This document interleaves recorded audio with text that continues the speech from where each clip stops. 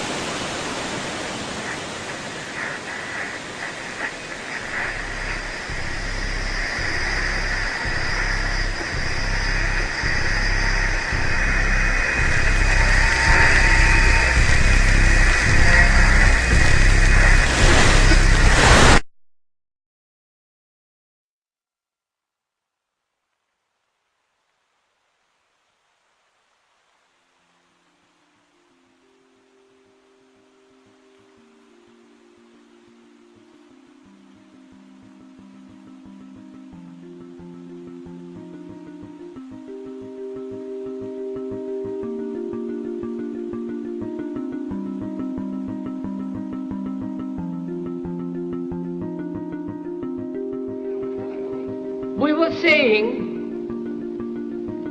how very important it is to bring about in the human mind the radical revolution. The crisis is a crisis in consciousness,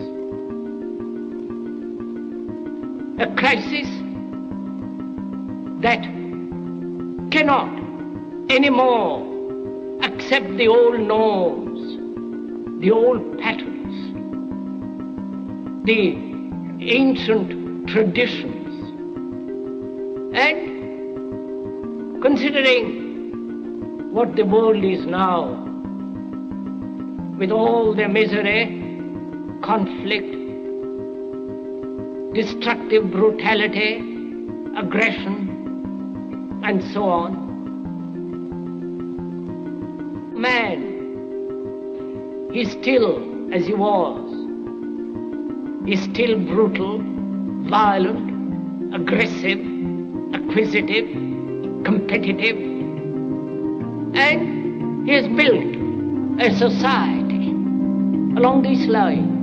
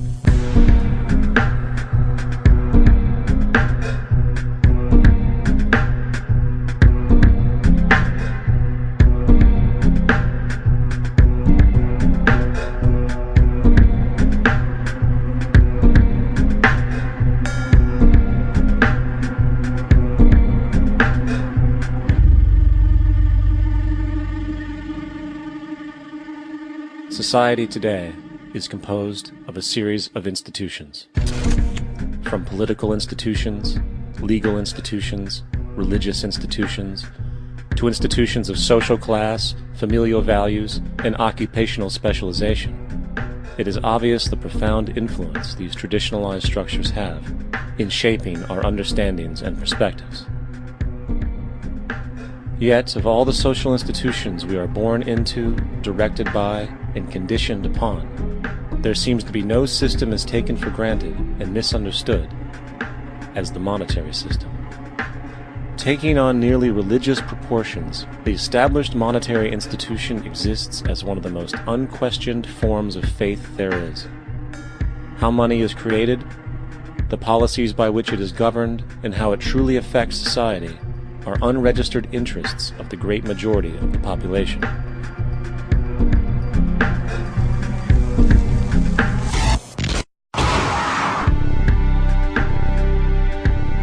In a world where 1% of the population owns 40% of the planet's wealth, in a world where 34,000 children die every single day from poverty and preventable diseases, and where 50% of the world's population lives on less than $2 a day, one thing is clear: something is very wrong. And whether we are aware of it or not, the lifeblood of all of our established institutions, and thus society itself, is money. Therefore, understanding this institution of monetary policy is critical to understanding why our lives are the way they are.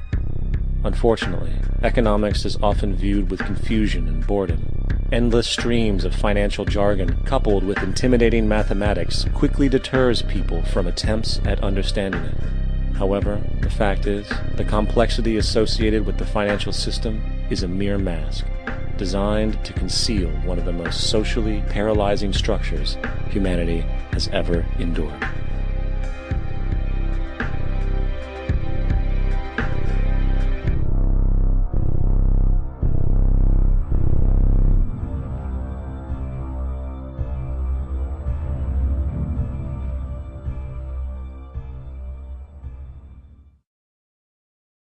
A number of years ago, the Central Bank of the United States, the Federal Reserve, produced a document entitled Modern Money Mechanics. This publication detailed the institutionalized practice of money creation as utilized by the Federal Reserve and the web of global commercial banks it supports. On the opening page, the document states its objective. The purpose of this booklet is to describe the basic process of money creation in a fractional reserve banking system. It then proceeds to describe this fractional reserve process through various banking terminology, a translation of which goes something like this. The United States government decides it needs some money, so it calls up the Federal Reserve and requests, say, $10 billion. The Fed replies, saying, sure, we'll buy $10 billion in government bonds from you. So the government takes some pieces of paper, paints some official-looking designs on them, and calls them treasury bonds. Then it puts a value on these bonds to the sum of $10 billion and sends them over to the Fed. In turn, the people at the Fed draw up a bunch of impressive pieces of paper themselves, only this time calling them Federal Reserve notes, also designating a value of $10 billion to the Fed. The Fed then takes these notes and trades them for the bonds. Once this exchange is complete, the government then takes the $10 billion in Federal Reserve notes and deposits it into a bank account. And upon this deposit, the paper notes officially become legal tender money, adding $10 billion to the U.S. money supply. And there it is. $10 billion in new money has been created. Of course, this example is a generalization, for, in reality, this transaction would occur electronically, with no paper used at all. In fact, only 3% of the U.S. money supply exists in physical currency. The other 97% essentially exists in computers alone. Now, government bonds are, by design, instruments of debt, and when the Fed purchases these bonds, with money it essentially created out of thin air, the government is actually promising to pay back that money to the Fed. In other words, the money was created out of debt. This mind-numbing paradox of how money or value can be created out of debt or a liability will become more clear as we further this exercise. So, the exchange has been made and now $10 billion sits in a commercial bank account. Here's where it gets really interesting. For as based on the fractional reserve practice, that $10 billion deposit instantly becomes part of the bank's reserves, just as all deposits do. And regarding reserve requirements, as stated in modern money mechanics, a bank must maintain legally required reserves equal to a prescribed percentage of its deposits. It then quantifies this by stating, under current regulations, the reserve requirement against most transaction accounts is 10%. This means that with a $10 billion deposit, 10%, or $1 billion, is held as the required reserve, while the other $9 billion is considered an excessive reserve and can be used as the basis for new loans. Now, it is logical to assume that this $9 billion is literally coming out of the existing $10 billion deposit. However, this is actually not the case. What really happens is that the $9 billion is simply created out of thin air on top of the existing $10 billion deposit. This is how the money supply is expanded.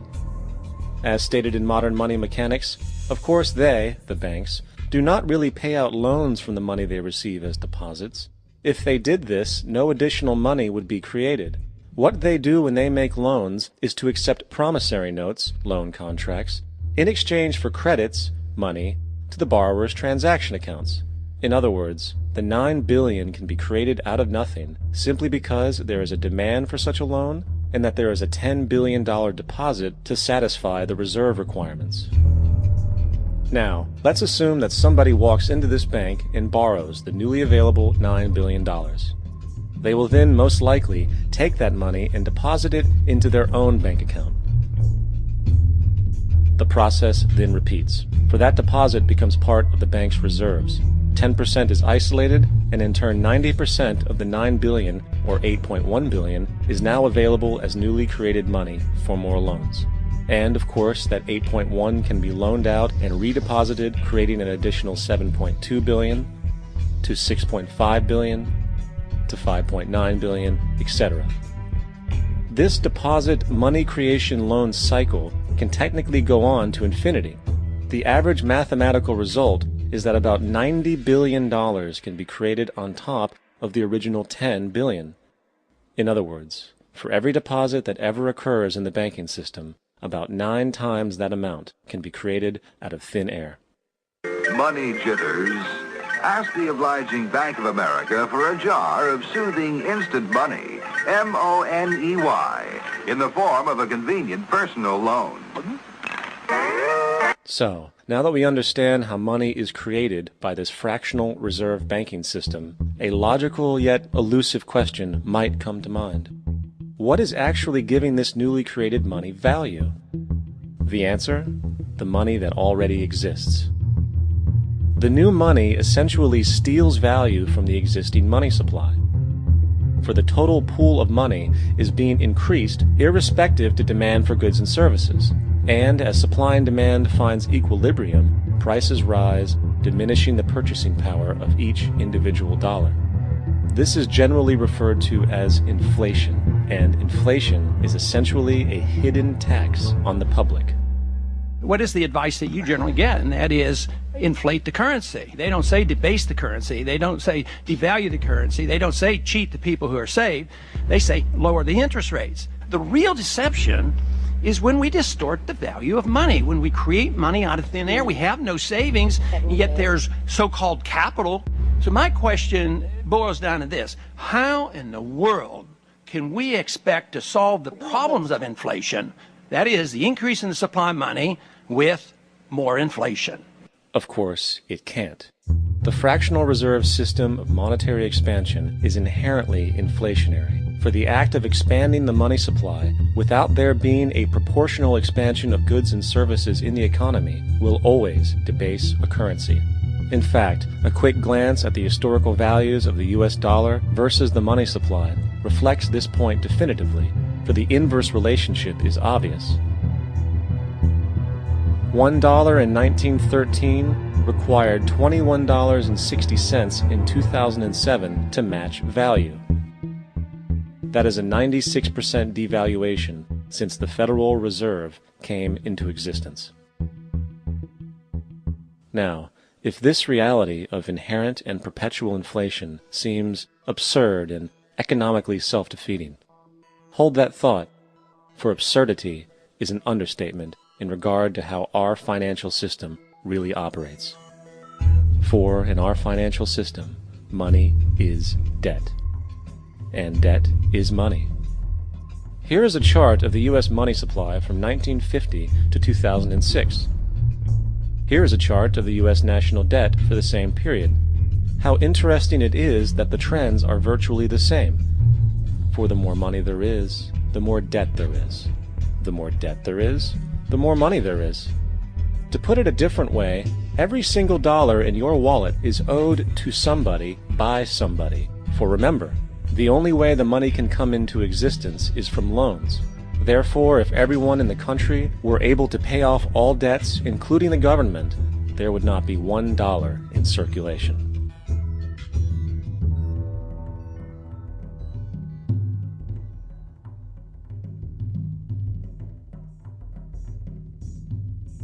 In fact, the last time in American history the national debt was completely paid off was in 1835 after President Andrew Jackson shut down the central bank that preceded the Federal Reserve.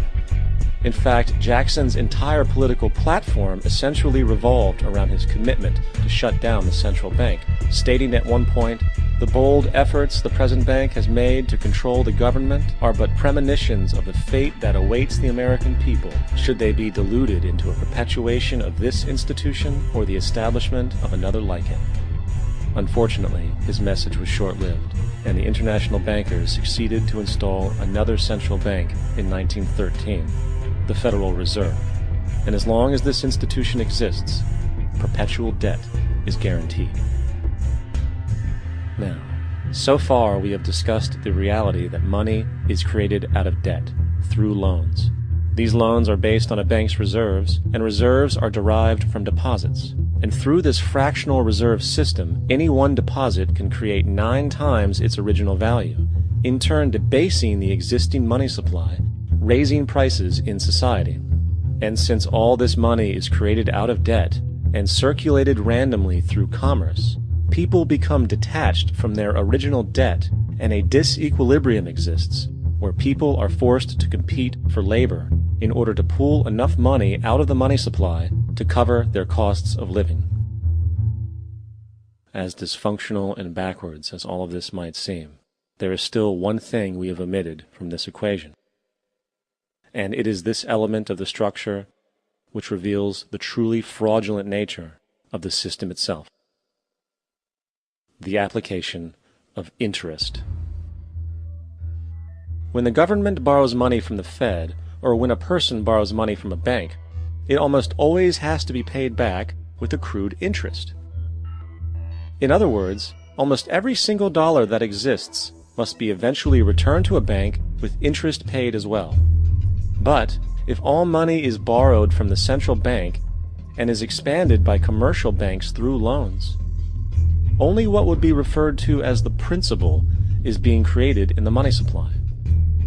So then, where is the money to cover all of the interest that is charged? Nowhere.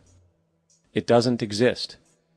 The ramifications of this are staggering, for the amount of money owed back to the banks will always exceed the amount of money that is available in circulation. This is why inflation is a constant in the economy, for new money is always needed to help cover the perpetual deficit built into the system, caused by the need to pay the interest. What this also means is that mathematically, defaults and bankruptcy are literally built into the system, and there will always be poor pockets of society that get the short end of the stick. An analogy would be a game of musical chairs, for once the music stops, somebody is left out to dry. And that's the point.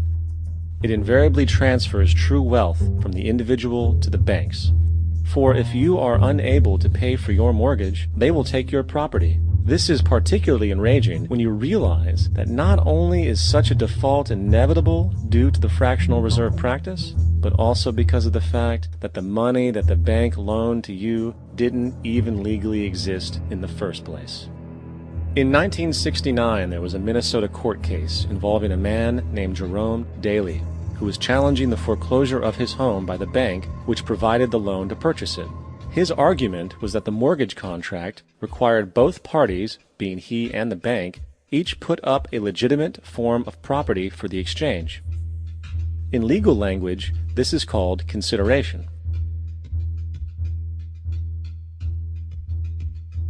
Mr. Daly explained that the money was, in fact, not the property of the bank, for it was created out of nothing as soon as the loan agreement was signed. Remember what modern money mechanics stated about loans? What they do when they make loans is to accept promissory notes in exchange for credits. Reserves are unchanged by the loan transactions, but deposit credits constitute new additions to the total deposits of the banking system. In other words, the money doesn't come out of their existing assets. the bank is simply inventing it, putting up nothing of its own except for a theoretical liability on paper. As the court case progressed, the bank's president, Mr. Morgan, took the stand, and in the judge's personal memorandum, he recalled that the plaintiff, bank's president, admitted that, in combination with the Federal Reserve Bank, did create the money and credit upon its books by bookkeeping entry. The money and credit first came into existence when they created it. Mr. Morgan admitted that no United States law or statute existed which gave him the right to do this. A lawful consideration must exist and be tendered to support the note. The jury found that there was no lawful consideration, and I agree. He also poetically added, "Only God can create something of value out of nothing." And upon this revelation, the court rejected the bank's claim for foreclosure, and Daly kept his home. The implications of this court decision are immense. For every time you borrow money from a bank, whether it is a mortgage loan or a credit card charge, the money given to you is not only counterfeit, it is an illegitimate form of consideration, and hence voids the contract to repay, for the bank never had the money as property to begin with. Unfortunately, such legal realizations are suppressed and ignored, and the game of perpetual wealth transfer and perpetual debt continues. And this brings us to the ultimate question: why? During the American Civil War, President Lincoln bypassed the high-interest loans offered by the European banks and decided to do what the Founding Fathers advocated, which was to create an independent and inherently debt-free currency. It was called the greenback. Shortly after this measure was taken, an internal document circulated between private British and American banking interests stated, "Slavery is but the owning of labor, and carries with it the care of laborers, while the European plan is that capital shall control labor by controlling wages. This can be done by controlling the money. It will not do to allow the greenback, as we cannot control that." The fractional reserve policy perpetrated by the Federal Reserve, which has spread in practice to the great majority of banks in the world, is, in fact, a system of modern slavery. Think about it. Money is created out of debt. And what do people do when they are in debt? They submit to employment to pay it off. But if money can only be created out of loans, how can society ever be debt-free? It can't. And that's the point. And it is the fear of losing assets coupled with the struggle to keep up with the perpetual debt and inflation inherent in the system, compounded by the inescapable scarcity within the money supply itself, created by the interest that can never be repaid, that keeps the wage slave in line, running on the hamster wheel with millions of others, in effect powering an empire that truly benefits only the elite at the top of the pyramid. For, at the end of the day, who are you really working for? The banks. Money is created in a bank and invariably ends up in a bank. They are the true masters, along with the corporations and governments they support. Physical slavery requires people to be housed and fed. Economic slavery requires people to feed and house themselves. It is one of the most ingenious scams for social manipulation ever created, and at its core, it is an invisible war against the population. Debt is the weapon used to conquer and enslave societies, and interest is its prime ammunition. And as the majority walks around oblivious to this reality, the banks, in collusion with governments and corporations, continue to perfect and expand their tactics of economic warfare, spawning new bases, such as the World Bank and International Monetary Fund, while also inventing a new type of soldier, the birth of the economic hitman.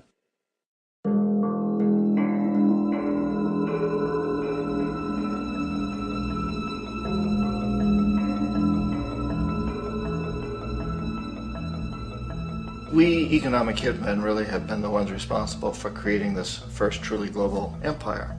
And we work many different ways.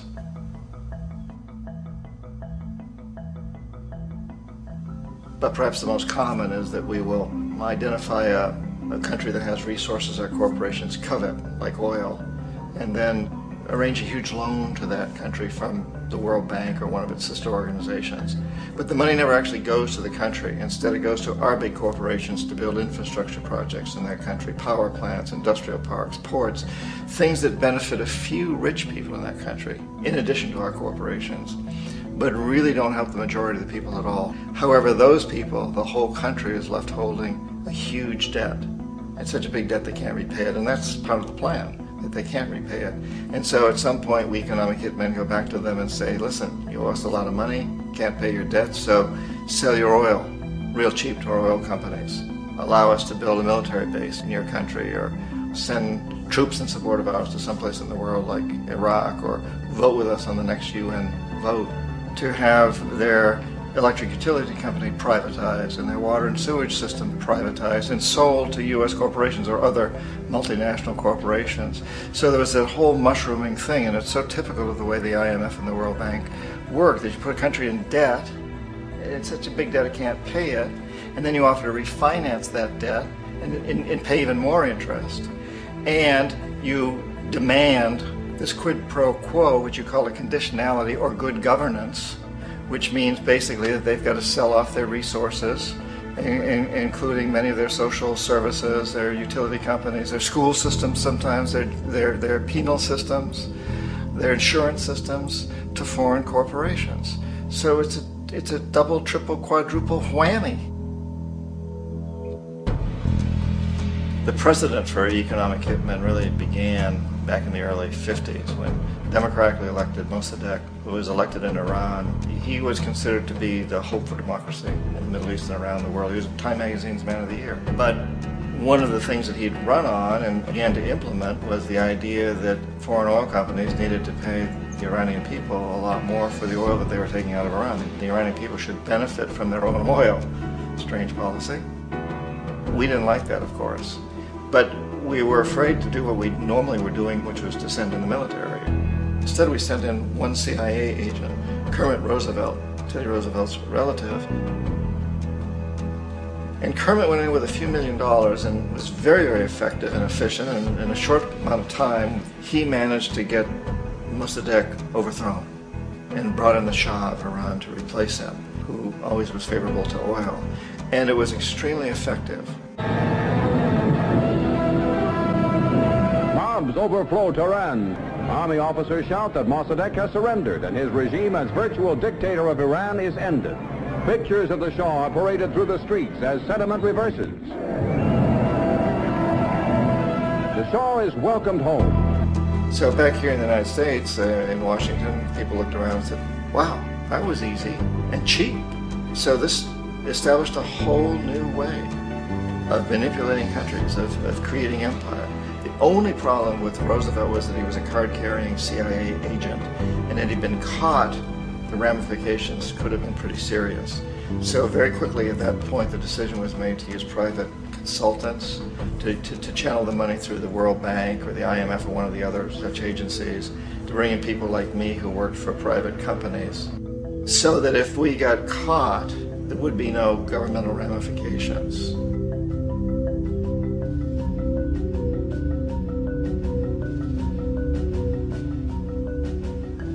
When Arbenz became president of Guatemala, the country was very much under the thumbs of United Fruit Company, the big international corporations. And Arbenz ran on this ticket that says, you know, we want to get the land back to the people.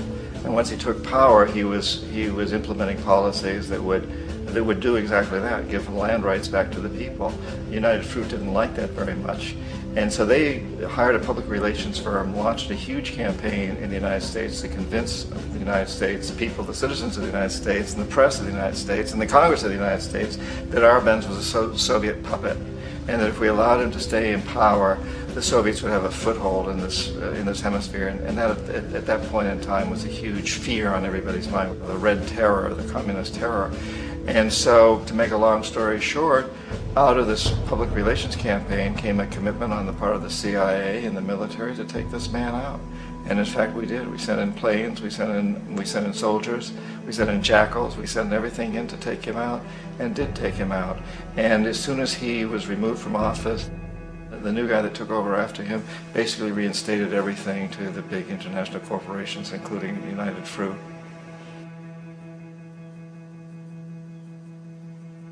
Ecuador for many, many years had been ruled by pro-US dictators, often relatively brutal. Then it was decided that they were going to have a truly democratic election. Jaime Roldos ran for office, and his main goal, he said, as president would be to make sure that Ecuador's resources were used to help the people. And he won, overwhelming, by more votes than anybody had ever won anything in Ecuador. And he began to implement these policies to make sure that the profits from oil went to help the people. Well, we didn't like that in the United States.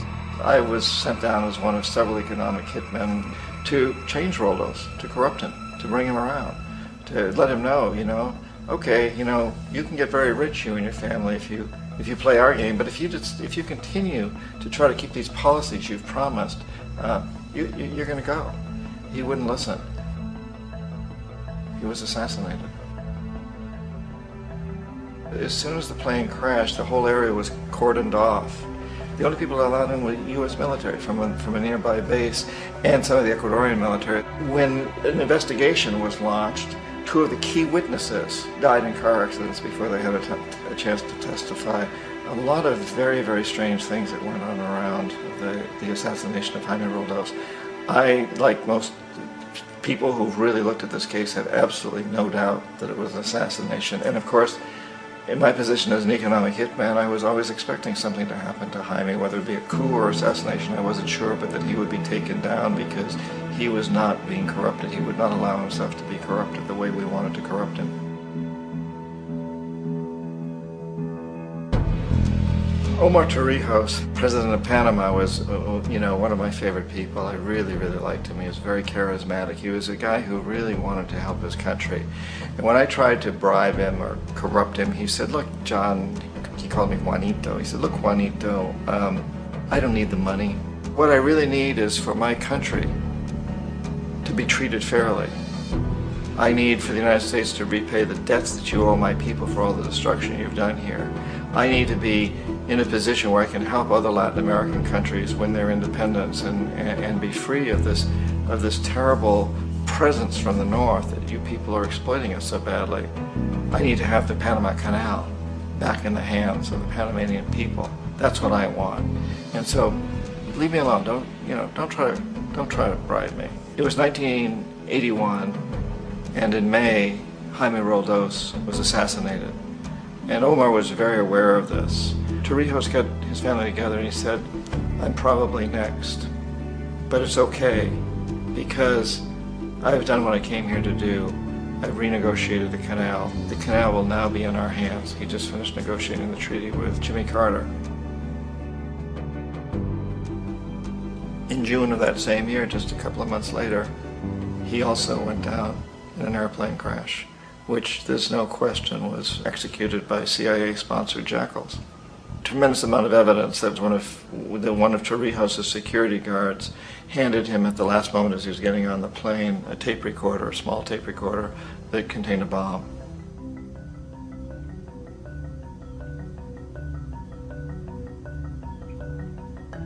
It is interesting to me how this system has continued pretty much the same way for years and years and years, except the economic hitmen have got better and better and better. Then we come up with, very recently, what happened in Venezuela. In 1998, Hugo Chavez gets elected president, following a long line of presidents who had been very corrupt and basically destroyed the economy of the country. And Chavez was elected amidst all that. Chavez stood up to the United States, and he's done it primarily demanding that Venezuelan oil be used to help the Venezuelan people. Well, we didn't like that in the United States. So in 2002, a coup was staged, which there's no question in my mind, and most other people's minds, that the CIA was behind that coup.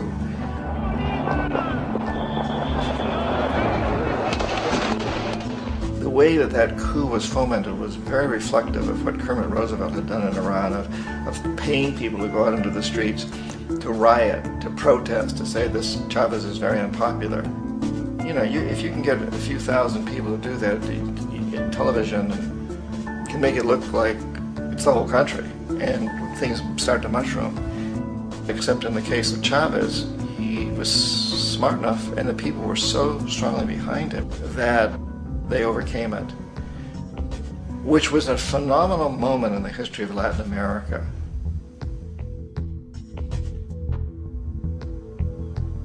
Iraq actually is a perfect example of the way the whole system works. So we economic hitmen are the first line of defense. We go in and we try to corrupt governments and get them to accept these huge loans, which we then use as leverage to basically own them. If we fail, as I failed in Panama with Omar Torrijos and in Ecuador with Jaime Roldos, men who refuse to be corrupted, then the second line of defense is we send in the jackals. And the jackals either overthrow governments or they assassinate. And once that happens and a new government comes in, and boy, it's going to toe the line, because the new president knows what will happen if he doesn't. In the case of Iraq, both of those things failed. Economic hitmen were not able to get through to Saddam Hussein. We tried very hard. We tried to get him to accept a deal very similar to what the House of Saud had accepted in Saudi Arabia, but he wouldn't accept it. And so the jackals went in to take him out. They couldn't do it. His security was very good. After all, he had one time worked for the CIA. He'd been hired to assassinate a former president of Iraq and failed, but he knew the system. So in '91, we send in the troops and we take out the Iraqi military. So we assume at that point that Saddam Hussein is going to come around. We could have taken him out, of course, at that time, but we didn't want to. He's the kind of strong man we like. He controls his people. We thought he could control the Kurds and keep the Iranians in their border and keep pumping oil for us. And that once we took out his military, now he's going to come around. So the economic hitmen go back in the 90s without success. If they'd had success, he'd still be running the country. We'd be selling him all the fighter jets he wants and everything else he wants. But they couldn't. They didn't have success. The jackals couldn't take him out again. So we sent the military in once again, and this time we did the complete job and took him out, and in the process created for ourselves some very, very lucrative construction deals. We had to reconstruct a country that we'd essentially destroyed, which is a pretty good deal if you own construction companies, big ones. So, you know, Iraq shows the three stages. The economic hitmen failed there, the jackals failed there, and as a final measure, the military goes in. And in that way, we've really created an empire, but we've done it very, very subtly. It's clandestine. All the empires of the past were built on the military, and everybody knew they were building them. So the British knew they were building them, the French, the Germans, the Romans, the Greeks. And they were proud of it, and they always had some excuse, like spreading civilization, spreading some religion, something like that. But they knew they were doing it. We don't. The majority of the people in the United States have no idea that we're living off the benefits of a clandestine empire, that today there's more slavery in the world than ever before. And then you have to ask yourself, well, if it's an empire, then who's the emperor? Obviously, our presidents of the United States are not emperors. An emperor is someone who's not elected, doesn't serve a limited term, and doesn't report to anyone, essentially. So you can't classify our presidents that way. But we do have what I consider to be the equivalent of the emperor, and it's what I call the corporatocracy. The corporatocracy is this group of individuals who run our biggest corporations, and they really act as the emperor of this empire. They control our media, either through direct ownership or advertising. They control most of our politicians because they finance their campaigns, either through their corporations or through personal contributions that come out of the corporations. They're not elected, they don't serve a limited term, they don't report to anybody. And at the very top of the corporatocracy, you really can't tell whether a person's working for a private corporation or the government because they're always moving back and forth. So, you know, you've got a guy who one moment is the president of a big construction company like Halliburton, and the next moment he's vice president of the United States, or the president who is in the oil business. And this is true whether you've got Democrats or Republicans in the office. You have them moving back and forth through the revolving door. And in a way, our government is invisible a lot of the time, and its policies are carried out by our corporations on one level or another. And then again, the policies of the government are basically forged by the corporatocracy and then presented to the government. They become government policy. So it's an incredibly cozy relationship. This isn't a conspiracy theory type of thing. These people don't have to get together and plot to do things. They all basically work under one primary assumption, and that is that they must maximize profits regardless of the social and environmental costs.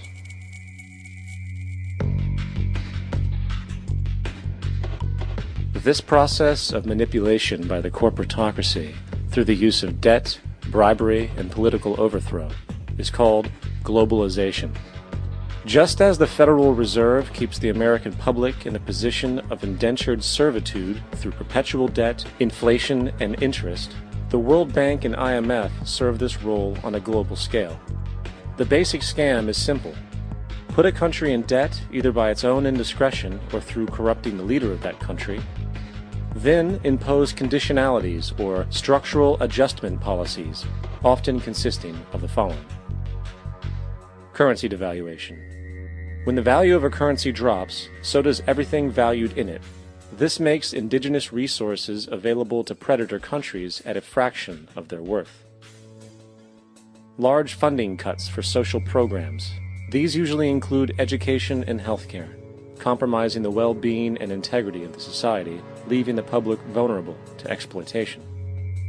Privatization of state-owned enterprises.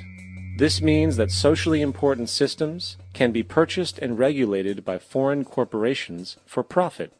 For example, in 1999, the World Bank insisted that the Bolivian government sell the public water system of its third largest city to a subsidy of the U.S. corporation Bechtel. As soon as this occurred, water bills for the already impoverished local residents skyrocketed. It wasn't until after a full-blown revolt by the people that the Bechtel contract was nullified. Then there is trade liberalization, or the opening up of the economy through removing any restrictions on foreign trade.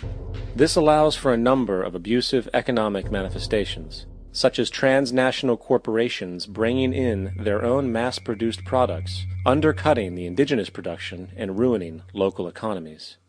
An example is Jamaica, which, after accepting loans and conditionalities from the World Bank, lost its largest cash crop markets due to competition with Western imports.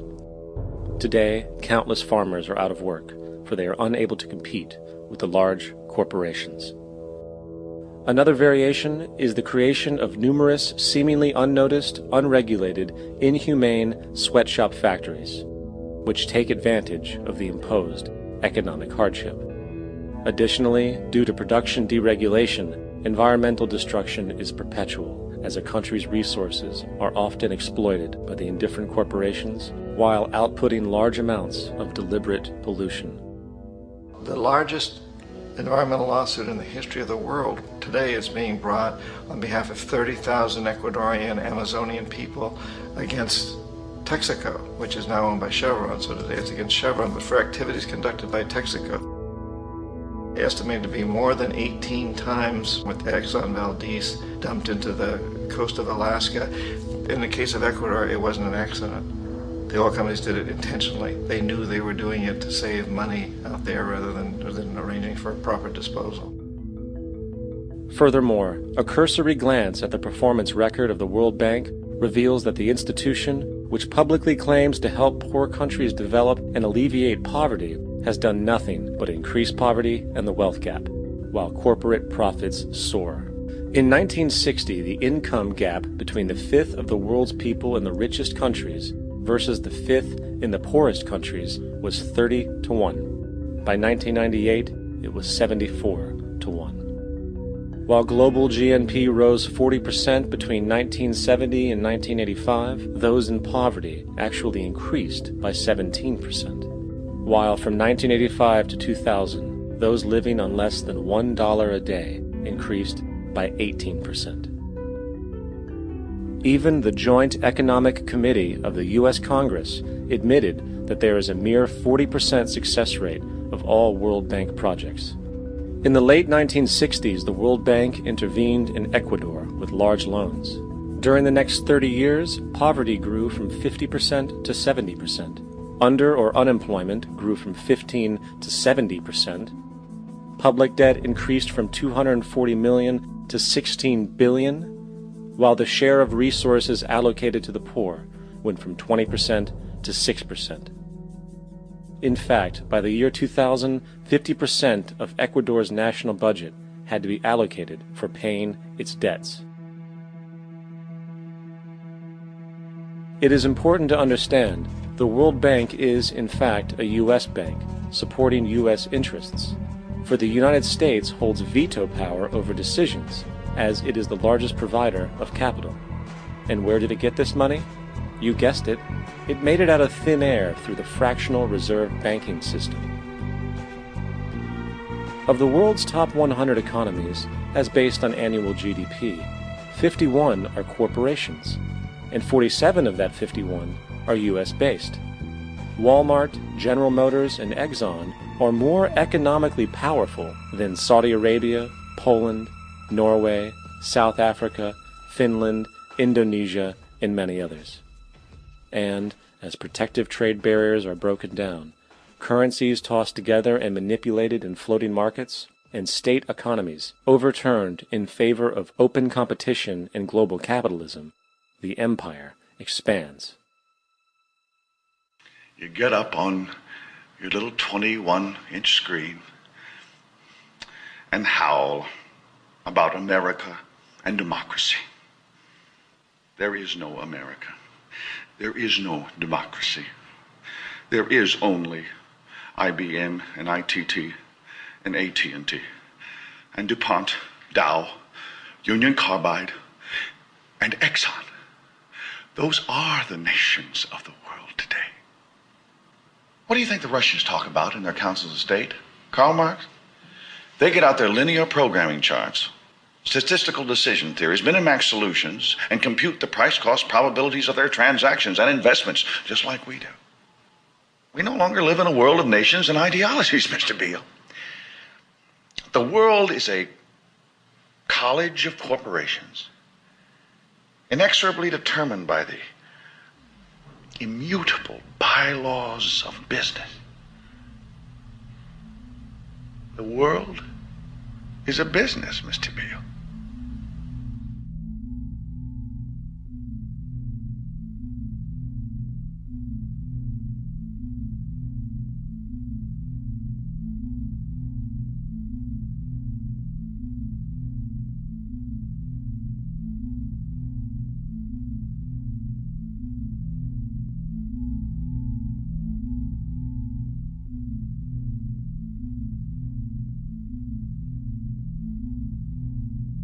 The world is being taken over by a handful of business powers who dominate the natural resources we need to live while controlling the money we need to obtain these resources.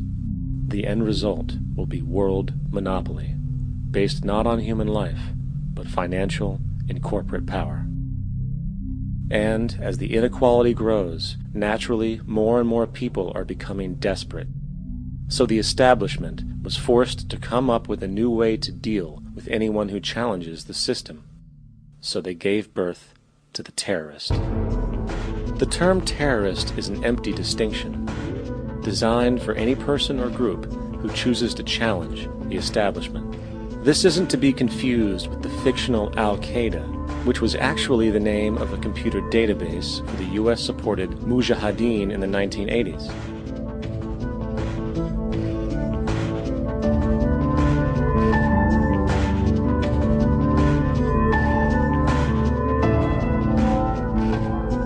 In 2007, the Department of Defense received $161.8 billion for the so-called global war on terrorism. According to the National Counterterrorism Center, in 2004, roughly 2,000 people were killed internationally due to supposed terrorist acts. Of that number, 70 were American. Using this number as a general average, which is extremely generous, it is interesting to note that twice as many people die from peanut allergies a year than from terrorist acts. Concurrently, the leading cause of death in America is coronary heart disease, killing roughly 450,000 each year.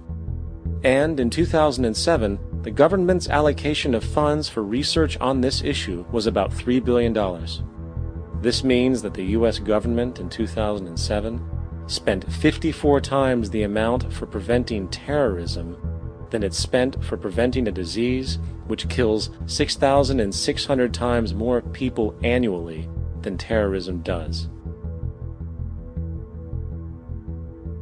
Yet, as the name terrorism and Al-Qaeda are arbitrarily stamped on every news report relating to any action taken against U.S. interests, the myth grows wider. In mid-2008, the U.S. Attorney General actually proposed that the U.S. Congress officially declare war against the fantasy. Not to mention, as of July 2008, there are now over 1 million people currently on the U.S. terrorist watch list. These so-called counterterrorism measures, of course, have nothing to do with social protection, and everything to do with preserving the establishment amongst the growing anti-American sentiment both domestically and internationally, which is legitimately founded on the greed-based corporate empire expansion that is exploiting the world. The true terrorists of our world do not meet at the docks at midnight or scream Allah Akbar before some violent action. The true terrorists of our world wear $5,000 suits and work in the highest positions of finance, government, and business. So, what do? How do we stop a system of greed and corruption that has so much power and momentum? How do we stop this aberrant group behavior which feels no compassion for, say, the millions slaughtered in Iraq and Afghanistan, so the corporatocracy can control energy resources and opium production for Wall Street profit?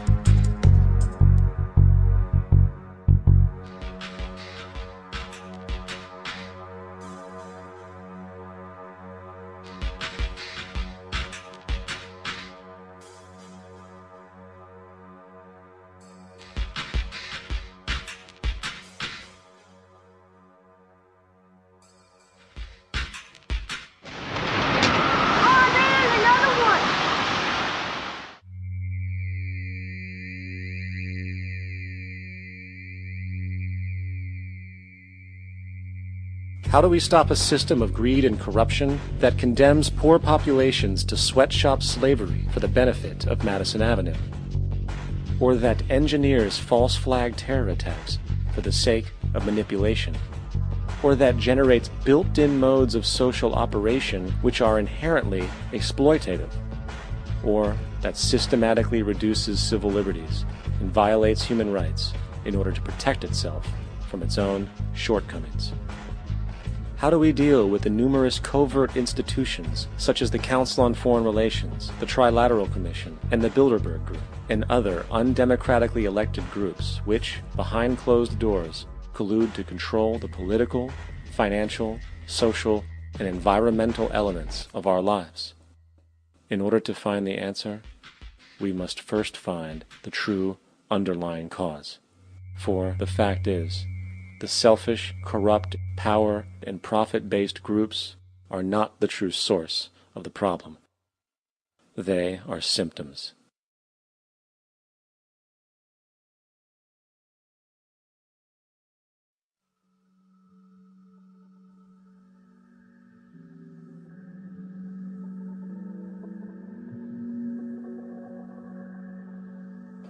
My name is Jock Fresco. I'm an industrial designer and a social engineer. I'm very much interested in society and developing a system that might be sustainable for all people. First of all, the word corruption is a monetary invention. That aberrant behavior that's disruptive to the well-being of people. Well, you're dealing with human behavior. And human behavior appears to be environmentally determined, meaning if you were raised by the Seminole Indians as a baby, never saw anything else, you'd hold that value system. And this goes for nations, it goes for individuals, for families. They try to indoctrinate their children to their particular faith and their country and make them feel like they're part of that. And they build a society which they call established. They establish a workable point of view and tend to perpetuate that, whereas all societies are really emergent, not established. And so they fight new ideas that would interfere with the establishment. Governments try to perpetuate that which keeps them in power. People are not elected to political office to change things. They're put there to keep things the way they are. So you see, the basis of corruption is in our society. Let me make it clear. All nations, then, are basically corrupt because they tend to uphold existing institutions. I don't mean to uphold or downgrade all nations, but communism, socialism, fascism, the free enterprise system, and all other subcultures are the same. They are all basically corrupt. The most fundamental characteristic of our social institutions is the necessity for self-preservation. Whether dealing with a corporation, a religion, or a government, the foremost interest is to preserve the institution itself. For instance, the last thing an oil company would ever want is the utilization of energy that was outside of its control, for it makes that company less relevant to society. Likewise, the Cold War and the collapse of the Soviet Union was, in reality, a way to preserve and perpetuate the established economic and global hegemony of the United States. Similarly, religions condition people to feel guilty for natural inclinations, each claiming to offer the only path to forgiveness and salvation. At the heart of this institutional self-preservation lies the monetary system, for it is money that provides the means for power and survival. Therefore, just as a poor person might be forced to steal in order to survive, it is a natural inclination to do whatever is needed to continue an institution's profitability. This makes it inherently difficult for profit-based institutions to change, for it puts in jeopardy not only the survival of large groups of people, but also the coveted materialistic lifestyles associated with affluence and power. Therefore, the paralyzing necessity to preserve an institution, regardless of its social relevance, is largely rooted in the need for money or profit.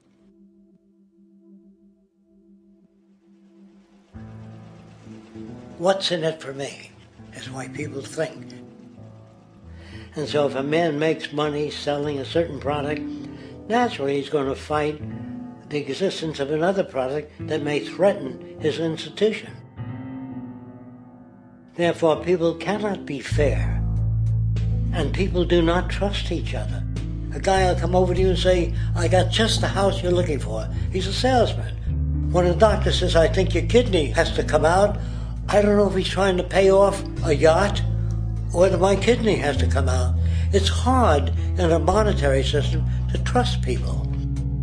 If you came into my store and I said, this lamp that I've got is pretty good, but the lamp next door is much better, I wouldn't be in business very long. It wouldn't work. If I were ethical, it wouldn't work.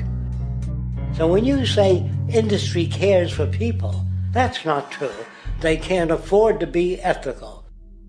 So your system is not designed to serve the well-being of people. If you still don't understand that, there would be no outsourcing of jobs if they cared about people.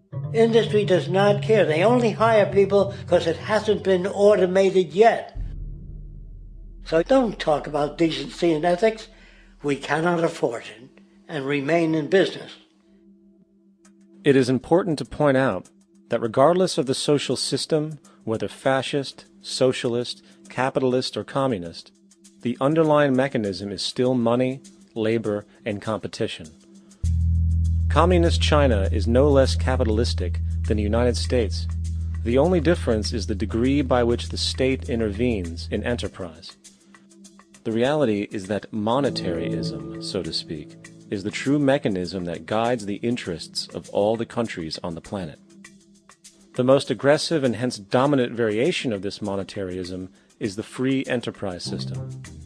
The fundamental perspective as put forth by early free market economists like Adam Smith is that self-interest in competition leads to social prosperity, as the act of competition creates incentive which motivates people to persevere.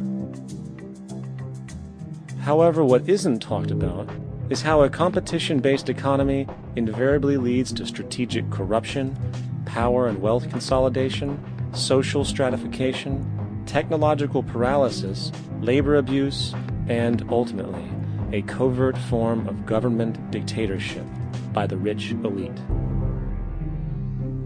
The word corruption is often defined as moral perversion. If a company dumps toxic waste into the ocean to save money, most people recognize this as corrupt behavior. On a more subtle level, when Walmart moves into a small town and forces small businesses to shut down for they are unable to compete, a gray area emerges.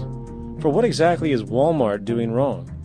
Why should they care about mom-and-pop organizations they destroy? Yet, even more subtly, when a person gets fired from their job because a new machine has been created which can do the work for less money, people tend to just accept that as the way it is, not seeing the inherent corrupt inhumanity of such an action.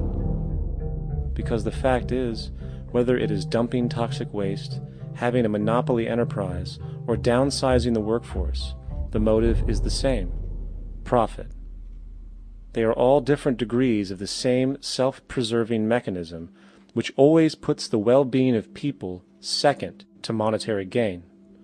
Therefore, corruption is not some byproduct of monetaryism.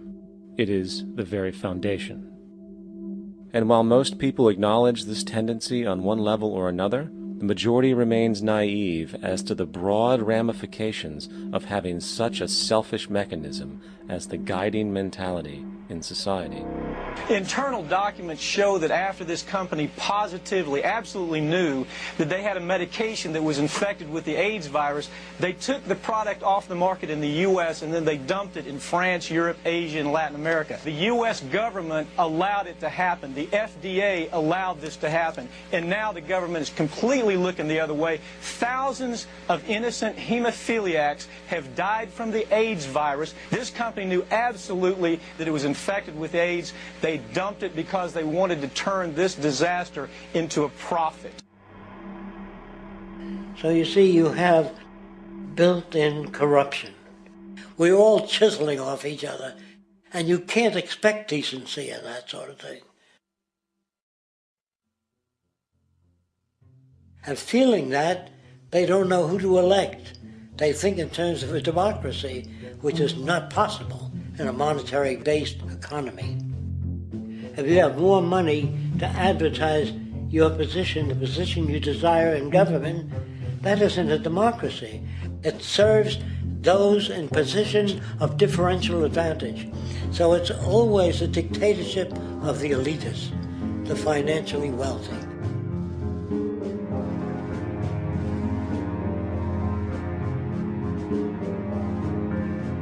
It is an interesting observation to note how seemingly unknown personalities magically appear on the scene as presidential candidates. Then, before you know it, somehow you are left to choose from a small group of extremely wealthy people who suspiciously have the same broad social view. Obviously, it's a joke.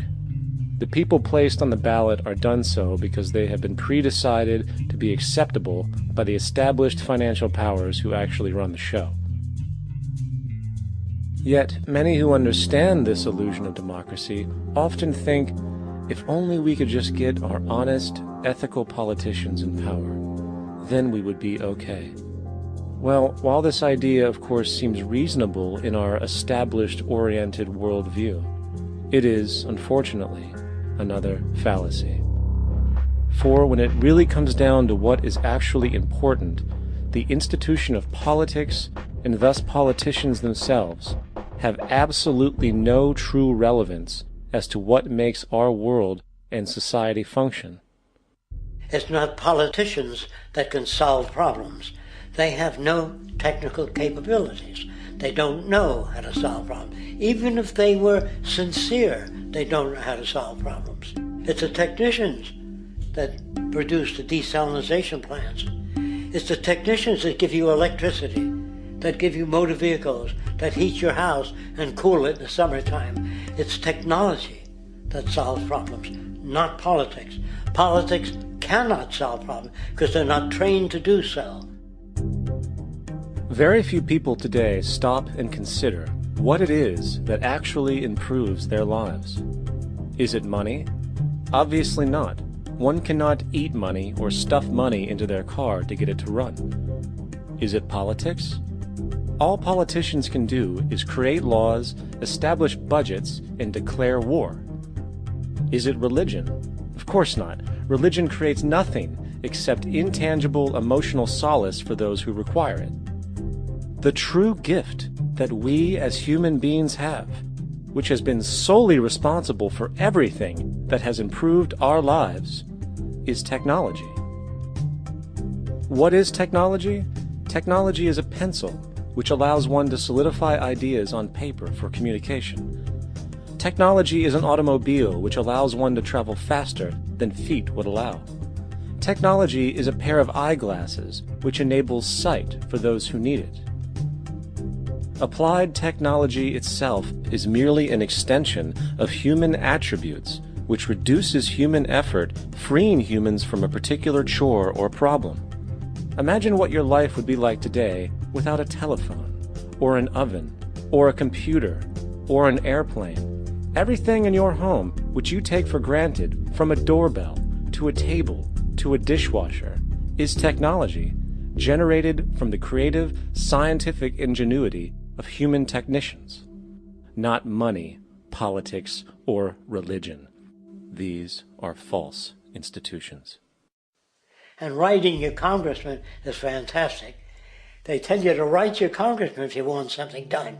The men in Washington should be at the forefront of technology, the forefront of human studies, the forefront of crime, all the factors that shape human behavior. You don't have to write your congressman. What kind of people are they that are appointed to do that job? The future will have great difficulty. And the question that's raised by politicians is, how much will a project cost? The question is not, how much will it cost? Do we have the resources? And we have the resources today to house everyone, build hospitals all over the world, build schools all over the world, the finest equipment and labs for teaching and doing medical research. So you see, we have all that, but we're in a monetary system. And in a monetary system, there's profit. And what is the fundamental mechanism that drives the profit system besides self-interest? What is it exactly that maintains that competitive edge at its core? Is it high efficiency and sustainability? No, that isn't part of their design. Nothing produced in our profit-based society is even remotely sustainable or efficient. If it was, there wouldn't be a multi-million-dollar-a-year service industry for automobiles, nor would the average lifespan for most electronics be less than 3 months before they're obsolete. Is it abundance? Absolutely not. Abundance, as based on the laws of supply and demand, is actually a negative thing. If a diamond company finds 10 times the usual amount of diamonds during their mining, it means the supply of diamonds has increased, which means the cost and profit per diamond drops. The fact is, efficiency, sustainability, and abundance are enemies of profit. To put it into a word, it is the mechanism of scarcity that increases profits. What is scarcity? Based on keeping products valuable. Slowing up production on oil raises the price. Maintaining scarcity of diamonds keeps the price high. They burn diamonds at the Kimberley diamond mines. They're made of carbon. That keeps the price up. So then, what does it mean for society when scarcity, either produced naturally or through manipulation, is a beneficial condition for industry. It means that sustainability and abundance will never ever occur in a profit system, for it simply goes against the very nature of the structure. Therefore, it is impossible to have a world without war or poverty. It is impossible to continually advance technology to its most efficient and productive states. And, most dramatically, it is impossible to expect human beings to behave in truly ethical or decent ways.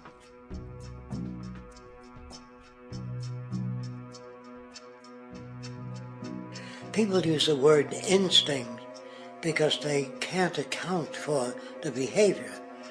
They sit back and they evaluate with their lack of knowledge, and they say things like, humans are built a certain way, greed is a natural thing, as though they've worked for years on it, and it's no more natural than wearing clothing. What we want to do is to eliminate the causes of the problems, eliminate the processes that produce greed and bigotry and prejudice and people taking advantage of one another and elitism, eliminating the need for prisons and welfare. We have always had these problems because we have always lived within scarcity and barter and monetary systems that produce scarcity. If you eradicate the conditions that generate what you call socially offensive behavior, it does not exist. The guy said, well, isn't that inborn? No, it's not. There is no human nature. There's human behavior, and that's always been changed throughout history. You're not born with bigotry and greed and corruption and hatred. You pick that up within the society. War, poverty, corruption, hunger, misery, human suffering will not change in a monetary system. That is, there'll be very little significant change. It's going to take the redesign of our culture, our values, and it has to be related to the carrying capacity of the earth, not some human opinion or some politician's notions of the way the world ought to be, or some religious notions of the conduct of human affairs. And that's what the Venus Project is about. The society that we're about to talk about is a society that is free of all the old superstitions, incarceration, prisons, police, cruelty, and law. All laws will disappear, and the professions will disappear that are no longer valid, such as stockbrokers, bankers, advertising, gone forever, because it's no longer relevant. When we understand that it is technology devised by human ingenuity which frees humanity and increases our quality of life, we then realize that the most important focus we can have is on the intelligent management of the Earth's resources. For it is from these natural resources we gain the materials to continue our path of prosperity. Understanding this, we then see that money fundamentally exists as a barrier to these resources, for virtually everything has a financial cost. And why do we need money to obtain these resources? Because of real or assumed scarcity. We don't usually pay for air and tap water because it is in such high abundance, selling it would be pointless. So then, logically speaking, if resources and technologies applicable to creating everything in our societies, such as houses, cities, and transportation, were in high enough abundance, there would be no reason to sell anything. Likewise, if automation and machinery was so technologically advanced as to relieve human beings of labor, there would be no reason to have a job. And with these social aspects taken care of, there would be no reason to have money at all. So the ultimate question remains. Do we on Earth have enough resources and technological understanding to create a society of such abundance that everything we have now could be available without a price tag and without the need for submission through employment? Yes, we do. We have the resources and technology to enable this at a minimum, along with the ability to raise the standard of living so high that people in the future will look back at our civilization now and gawk at how primitive and immature our society was. What the Venus Project proposes is an entirely different system that's updated to present-day knowledge. We've never given scientists the problem of how do you design a society which would eliminate boring and monotonous jobs, that would eliminate accidents in transportation, that would enable people to have a high standard of living, that would eliminate poisons in our food, that would give us other sources of energy that are clean and efficient. We can do that out there.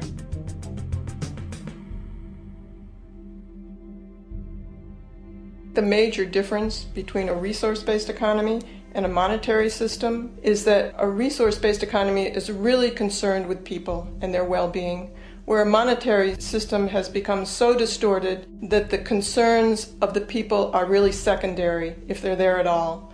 The products that are turned out are for how much money you can get. If there is a problem in society and you can't earn money from solving that problem, then it won't be done. The resource-based economy is really not close to anything that's been tried. And with all our technology today, we can create abundance. It could be used to improve everyone's lifestyle. Abundance all over the world if we use our technology wisely and maintain the environment.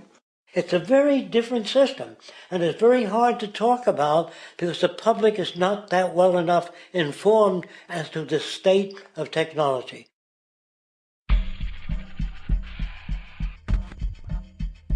At present, we don't have to burn fossil fuels. We don't have to use anything that would contaminate the environment. There are many sources of energy available. Alternative energy solutions pushed by the establishment, such as hydrogen, biomass, and even nuclear, are highly insufficient, dangerous, and exist only to perpetuate the profit structure that industry has created. When we look beyond the propaganda and self-serving solutions put forth by the energy companies, we find a seemingly endless stream of clean, abundant, and renewable energy for generating power. Solar and wind energy are well known to the public, but the true potential of these mediums remains unexpressed. Solar energy, derived from the sun, has such abundance that 1 hour of light at high noon contains more energy than what the entire world consumes in a year. If we could capture 1/100% of this energy, the world would never have to use oil, gas, or anything else. The question then is not availability, but the technology to harness it. And there are many advanced mediums today which could accomplish just that, if they were not hindered by the need to compete for market share with the established energy power structures. Then there's wind energy. Wind energy has long been denounced as weak, and due to being location-driven, impractical. This is simply not true. The U.S. Department of Energy admitted in 2007 that if wind was fully harvested in just 3 of America's 50 states, it could power the entire nation. And then there are the rather unknown mediums of tidal and wave power. Tidal power is derived from tidal shifts in the ocean. Installing turbines which capture this movement generates energy. In the United Kingdom, 42 sites are currently noted as available, forecasting that 34% of all the UK's energy could come from tidal power alone. Wave power, which extracts energy from the surface motions of the ocean, is estimated to have a global potential of up to 80,000 terawatt-hours a year. This means 50% of the entire planet's energy usage could be produced from this medium alone. Now, it is important to point out that tidal, wave, solar, and wind power requires virtually no preliminary energy to harness, unlike coal, oil, gas, biomass, hydrogen, and all the others. In combination, these 4 mediums alone, if efficiently harnessed through technology, could power the world forever. That being said, there happens to be another form of clean, renewable energy which trumps them all: geothermal power. Geothermal energy utilizes what is called heat mining, which, through a simple process using water, is able to generate massive amounts of clean energy. In 2006, an MIT report on geothermal energy found that 13,000 zettajoules of power are currently available in the Earth, with the possibility of 2,000 zettajoules being easily tappable with improved technology. The total energy consumption of all the countries on the planet is about half of a zettajoule a year. This means about 4,000 years of planetary power could be harnessed in this medium alone. And when we understand that the Earth's heat generation is constantly renewed, this energy is really limitless and could be used forever. These energy sources are only a few of the clean, renewable mediums available, and as time goes on, we will find more. The grand realization is that we have total energy abundance without the need for pollution, traditional conservation, or, in fact, a price tag. And what about transportation? The prevailing means of transportation in our societies is by automobile and aircraft, both of which predominantly need fossil fuels to run. In the case of the automobile, the battery technology needed to power an electric car that can go over 100 miles an hour for over 200 miles on one charge exists, and has existed for many years. However, due to battery patents controlled by the oil industry, which limits their availability to maintain market share, coupled with political pressure from the energy industry, the accessibility and affordability of this technology is limited. There is absolutely no reason other than pure, corrupt profit interest that every single vehicle in the world cannot be electric and utterly clean, with zero need for gasoline. As far as airplanes, it is time we realize that this means of travel is inefficient, cumbersome, slow, and causes far too much pollution. This is a maglev train. It uses magnets for propulsion. It is fully suspended by a magnetic field and requires less than 2% of the energy used for plane travel. The train has no wheels, so nothing can wear out. The current maximum speed of versions of this technology, as used in Japan, is 361 miles per hour. However, this version of the technology is very dated. An organization called ET3, which has connections with the Venus Project, has established a tube-based maglev that can travel up to 4,000 miles per hour in a motionless, frictionless tube, which can go over land or underwater. Imagine going from LA to New York for an extended lunch break, or from Washington, D.C. to Beijing, China in 2 hours. This is the future of continental and intercontinental travel, fast, clean, with only a fraction of the energy usage we use today for the same means. In fact, between maglev technology, advanced battery storage, and geothermal energy, there would be no reason to ever burn fossil fuels again. And we can do this now if we were not held back by the paralyzing profit structure. Now, America is inclined toward fascism. It has a propensity by its dominant philosophy and religion to uphold the fascist point of view. American industry is essentially a fascist institution. If you don't understand that, the minute you punch that time clock, you walk into a dictatorship. We're given notions about the respectability of work, and I really look at it as being paid slavery.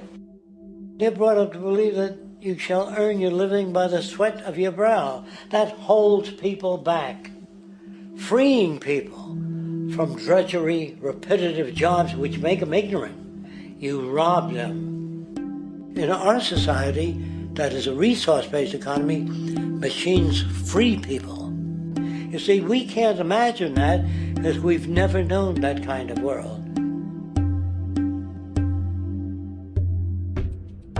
If we look back at history, we see a very clear pattern of machine automation slowly replacing human labor. From the disappearance of the elevator man to the near full automation of an automobile production plant, the fact is, as technology grows, the need for humans in the workforce will continually be diminished.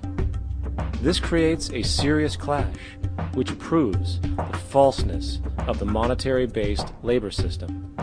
For human employment is in direct competition with technological development. Therefore, given the fundamental priority of profit by industry, People, through time, will be continually laid off and replaced by machine.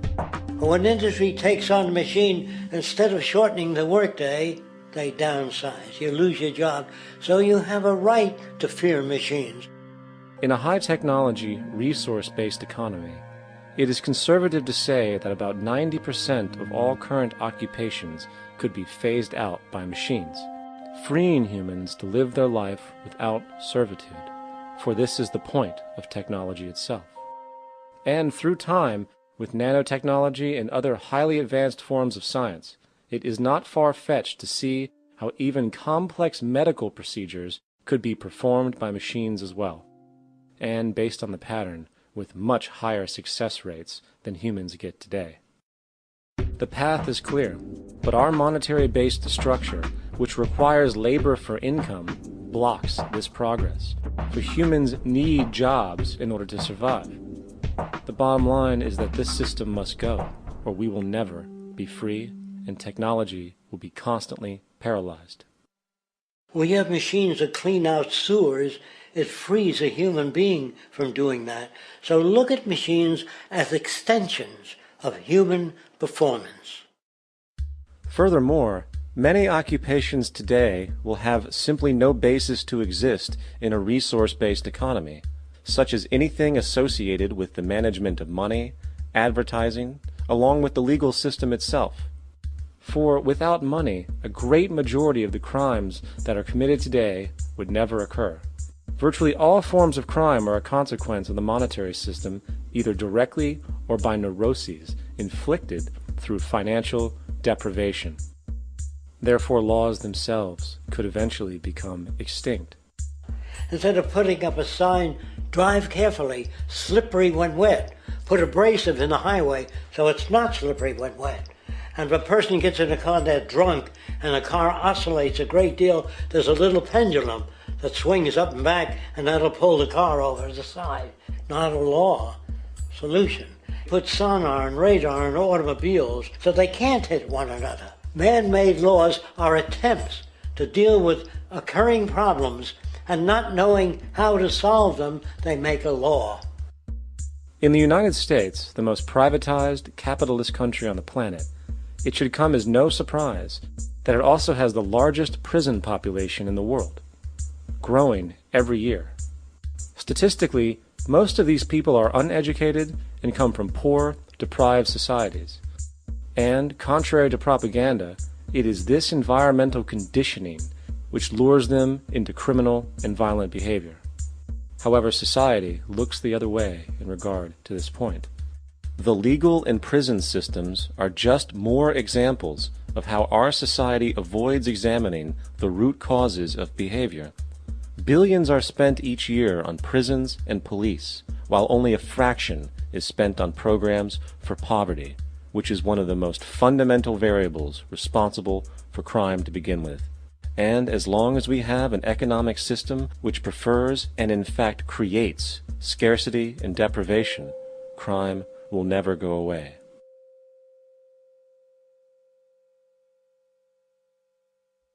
If people have access to the necessities of life without servitude, debt, barter, trade, they behave very differently. You want all these things available without a price tag. Now then, you gotta have a price tag. Well, what'll motivate people? Man gets everything he wants, he just lay around in the sun. This is the myth they perpetuate. People in our culture are trained to believe that the monetary system produces incentive. If they have access to things, why should they want to do anything? They will lose their incentive. That's what you're taught to support the monetary system. When you take money out of the scenario, there would be different incentives, very different incentives. When people have access to the necessities of life, their incentives change. What about the moon and the stars? New incentives arise. If you make a painting that you will enjoy giving it to other people, not selling it.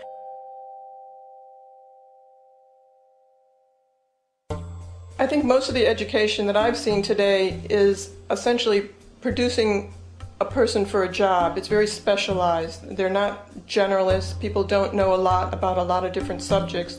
I don't think you could get people to go to war if they knew a lot about a lot of things. I think education is mostly rote, and they're not taught how to solve problems. They're not given the tools emotionally or within their own field of how to do critical thinking. A resource-based economy, the education would be very different. Our society's major concern is mental development and to motivate each person to their highest potential. Because our philosophy is the smarter people are, the richer the world, because everybody becomes a contributor. The smarter your kids are, the better my life will be, because they'll be contributing more constructively to the environment and to my life, because everything that we devise within a resource-based economy would be applied to society. There would be nothing to hold it back. Patriotism, weapons, armies, navies, all that is a sign that we're not civilized yet. Kids will ask their parents, didn't you see the necessity of the machines? Dad, couldn't you see that war was inevitable when you produce scarcity? Isn't it obvious? Of course the kid will understand that you were pinheads, raised merely to serve the established institutions. We're such an abominable, sick society that we won't make the history book. They just say that large nations took land from smaller nations, used force and violence. You'll get history talked about as corrupt behavior all the way along until the beginning of the civilized world. That's when all the nations work together. World unification, working toward common good for all human beings, and without anyone being subservient to anyone else. Without social stratification, whether it be technical elitism or any other kind of elitism, eradicated from the face of the earth. The state does nothing because there is no state. Because there is no state. The system I advocate, a resource-based global economy, is not perfect. It's just a lot better than what we have. We can never achieve perfection.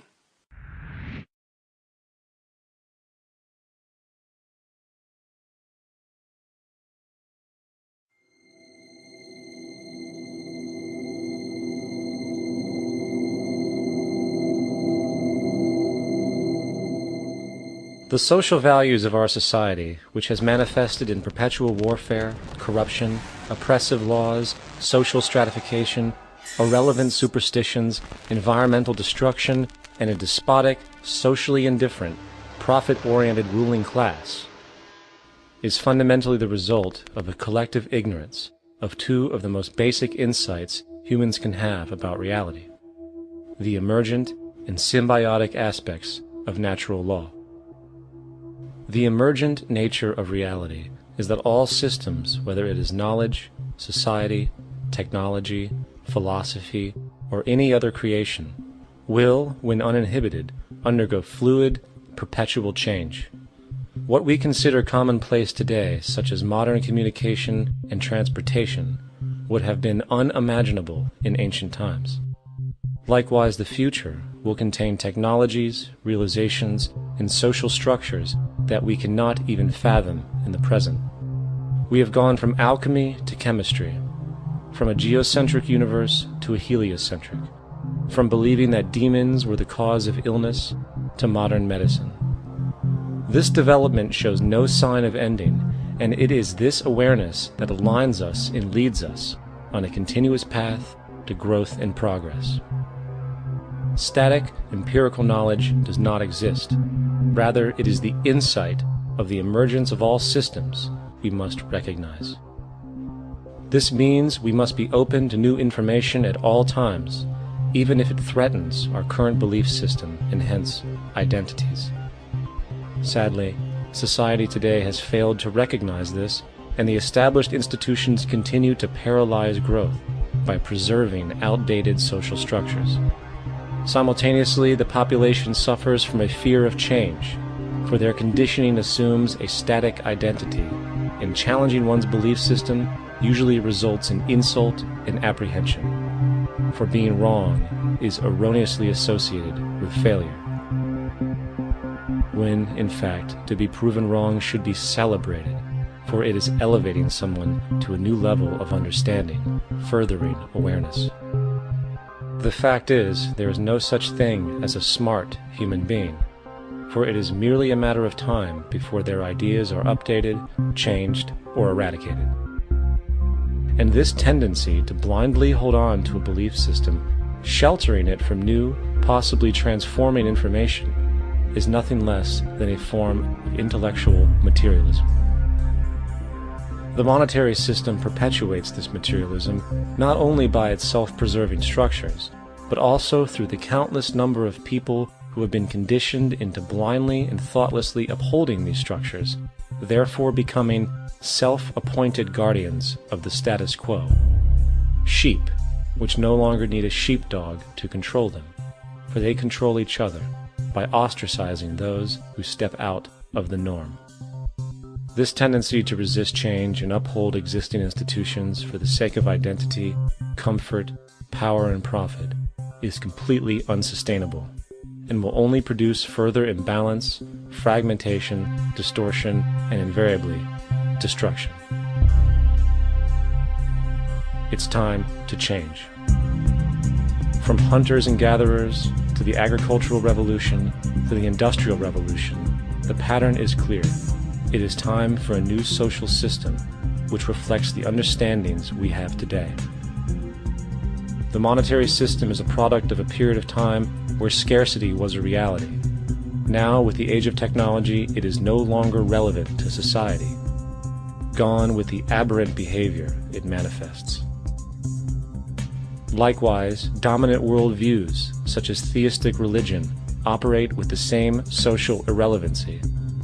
Islam, Christianity, Judaism, Hinduism, and all of the others exist as barriers to personal and social growth, for each group perpetuates a closed worldview, and this finite understanding that they acknowledge is simply not possible in an emergent universe. Yet, religion has succeeded in shutting down the awareness of this emergence by instilling the psychological distortion of faith upon its followers, where logic and new information is rejected in favor of traditionalized, outdated beliefs. The concept of God is really a method of accounting for the nature of things. In the early days, people didn't know enough about how things formed, how nature worked, so they invented their own little stories. And they made God in their own image. A guy that gets angry. When people don't behave right, he creates floods and earthquakes. They say it's an act of God. A cursory glance at the suppressed history of religion reveals that even the foundational myths themselves are emergent culminations, developed through influence over time.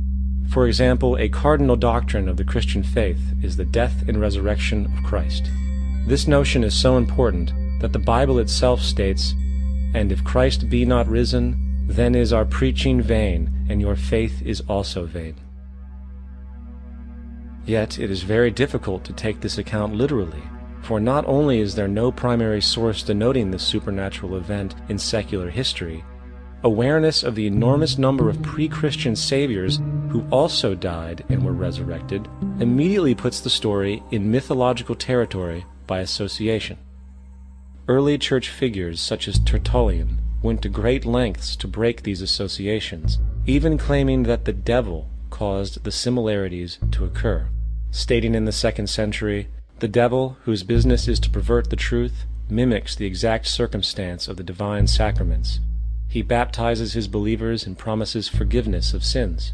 He celebrates the oblation of bread and brings in the symbol of the resurrection. Let us therefore acknowledge the craftiness of the devil, who copied certain things of those that be divine."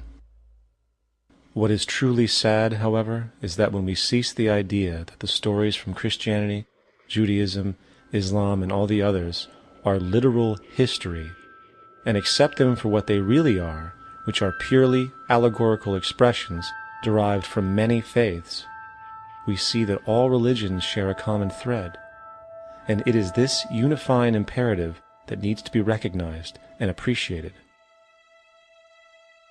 Religious belief has caused more fragmentation and conflict than any other ideology. Christianity alone has 34,000 different subgroups. The Bible is subject to interpretation.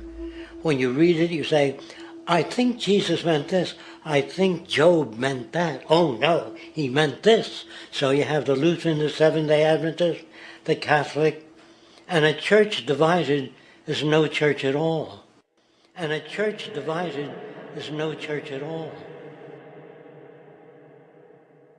And this point on division, which is a trademark of all theistic religions, brings us to our second failure of awareness, the false assumption of separation through the rejection of the symbiotic relationship of life.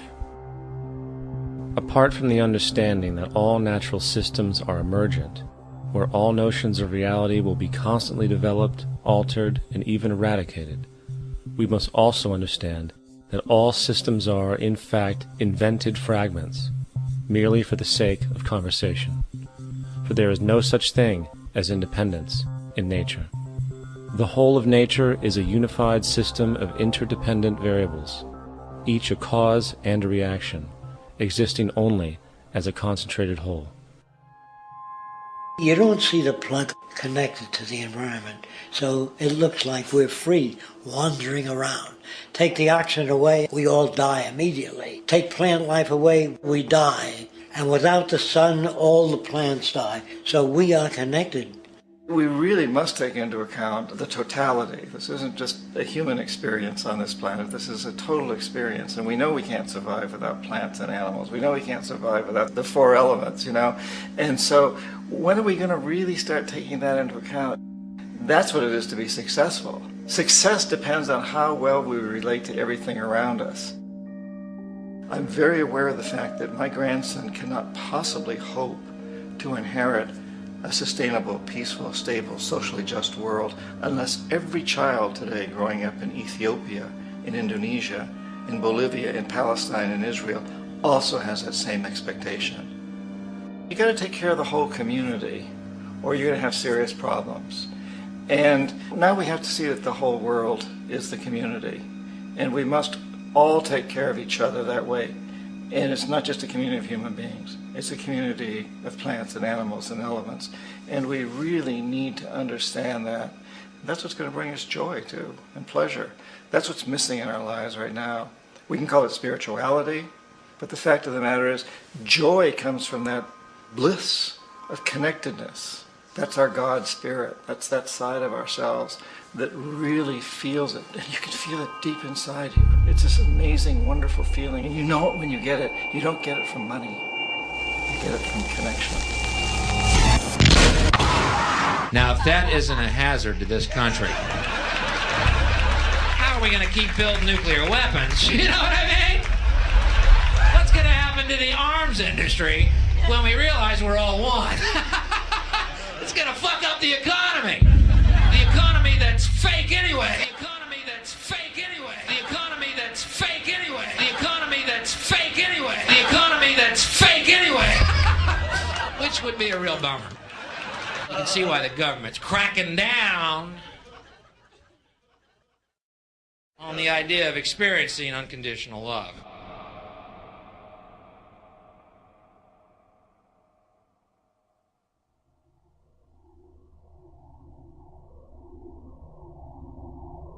Once we understand that the integrity of our personal existences are completely dependent on the integrity of everything else in our world, we have truly understood the meaning of unconditional love. For love is extensionality, and seeing everything as you and you as everything can have no conditionalities. For, in fact, we are all everything at once. If it's true that we're all from the center of a star, every atom in each of us from the center of a star, then we're all the same thing. Even a Coke machine or a cigarette butt in the street in Buffalo is made out of atoms that came from a star. They've all been recycled thousands of times, as have you and I. And therefore, it's only me out there. So what is there to be afraid of? What is there that needs solace-seeking? Nothing. There's nothing to be afraid of because it's all us. The trouble is we have been separated by being born and given a name and an identity and being individuated. We've been separated from the oneness, and that's what religion exploits, that people have this yearning to be part of the overall one again. So they exploit that. They call it God. They say he has rules. And I think it's cruel. I think you can do it absent religion.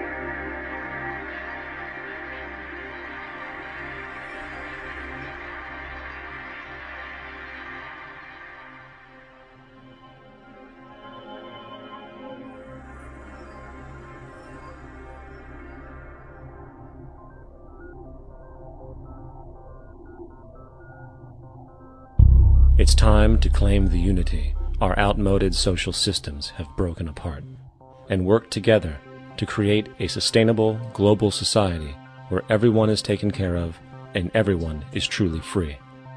Your personal beliefs, whatever they may be, are meaningless when it comes to the necessities of life. Every human being is born naked, needing warmth, food, water, shelter. Everything else is auxiliary.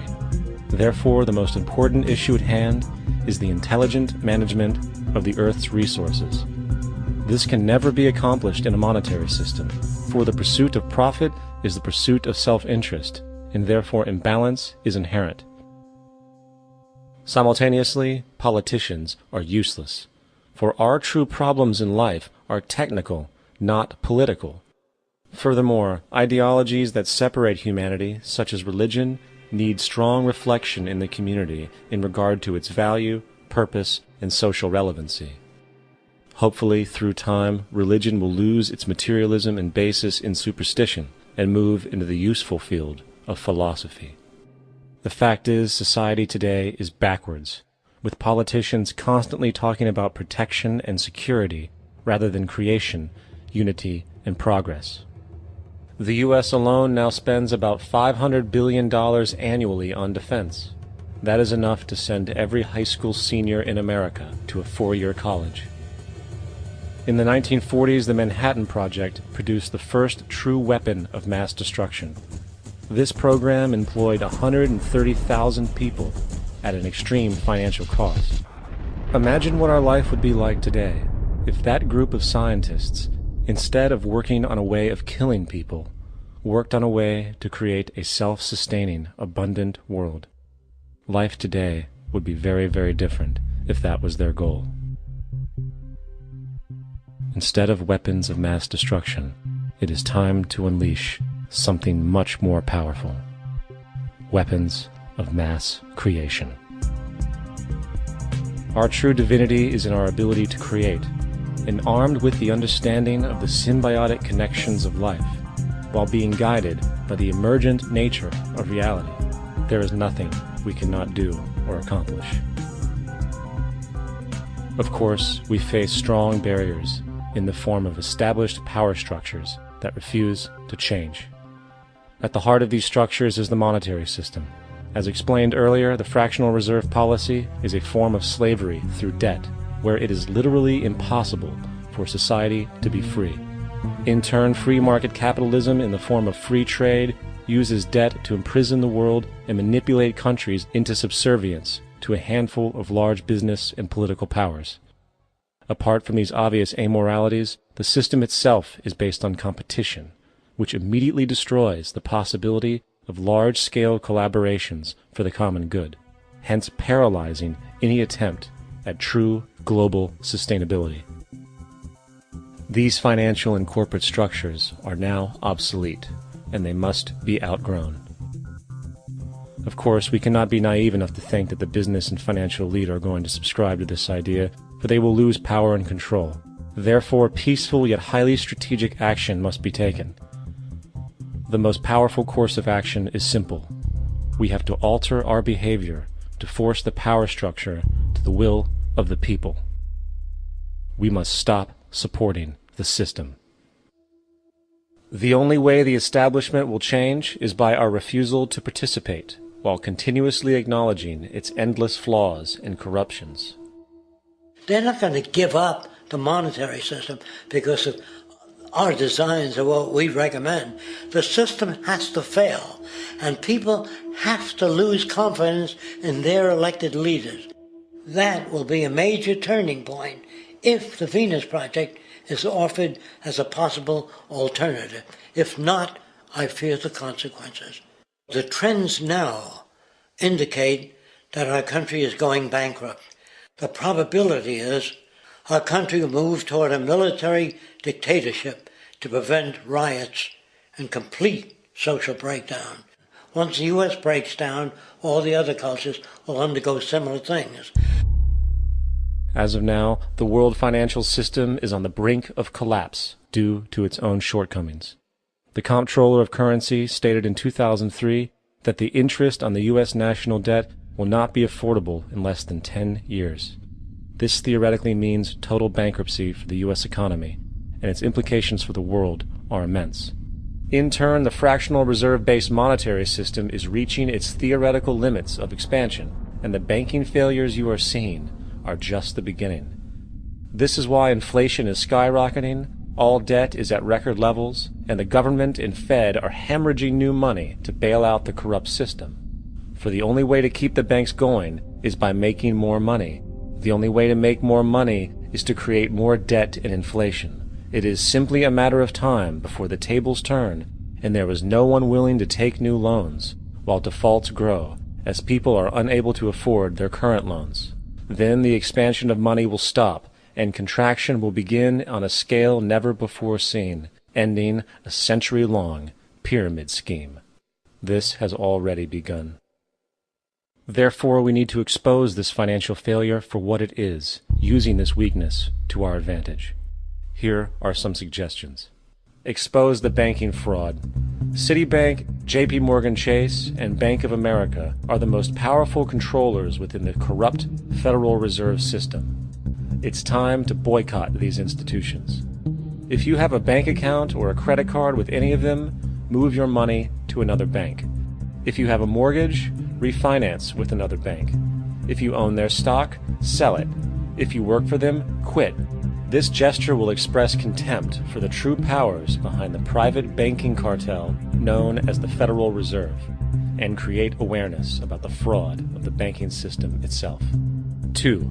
Turn off the TV news. Visit the emerging independent news agencies on the internet for your information. CNN, NBC, ABC, Fox, and all the others present all news pre-filtered to maintain the status quo.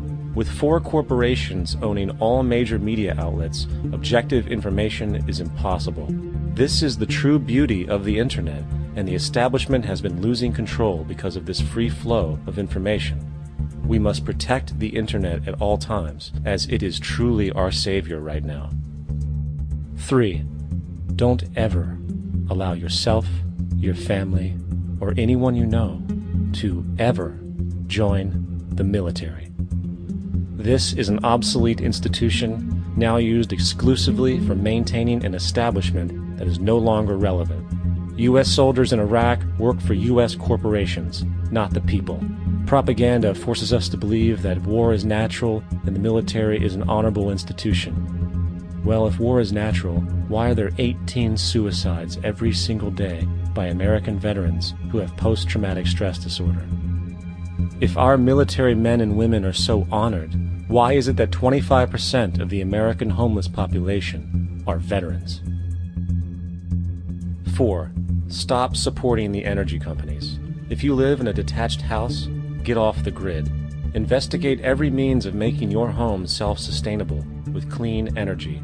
Solar, wind, and other renewable energies are now affordable consumer realities, and considering the never-ending rising cost of traditional energies, it will likely be a cheaper investment over time. If you drive, get the smallest car you can, and consider using one of the many conversion technologies that can enable your car to be a hybrid, electric, or run on anything other than establishment fuels. 5. Reject the political system. The illusion of democracy is an insult to our intelligence. In a monetary system, there is no such thing as a true democracy, and there never was. We have two political parties owned by the same set of corporate lobbyists. They are placed in their positions by the corporations, with popularity artificially projected by their media. In a system of inherent corruption, the change of personnel every couple of years has very little relevance. Instead of pretending that the political game has any true meaning, focus your energy on how to transcend this failed system. And 6. Join the movement. Go to thezeitgeistmovement.com and help us create the largest mass movement for social change the world has ever seen. We must mobilize and educate everyone about the inherent corruption of our current world system, along with the only true sustainable solution, declaring all the natural resources on the planet as common heritage to all people, while informing everyone as to the true state of technology and how we can all be free if the world works together rather than fights. The choice lies with you. You can continue to be a slave to the financial system and watch the continuous wars, depressions, and injustice across the globe while placating yourself with vain entertainment and materialistic garbage.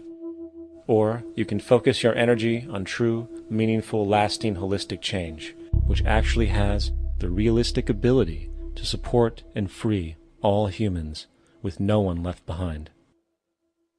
But, in the end, the most relevant change must occur first inside of you. The real revolution is the revolution of consciousness, and each one of us first needs to eliminate the divisionary, materialistic noise we have been conditioned to think is true, while discovering, amplifying, and aligning with the signal coming from our true empirical oneness. It is up to you. What we are trying in all these discussions and talks here is to see if we cannot radically bring about a transformation of the mind. Not accept things as they are, but to understand it, to go into it, to examine it, give your heart and your mind with everything that you have to find out a way of living differently.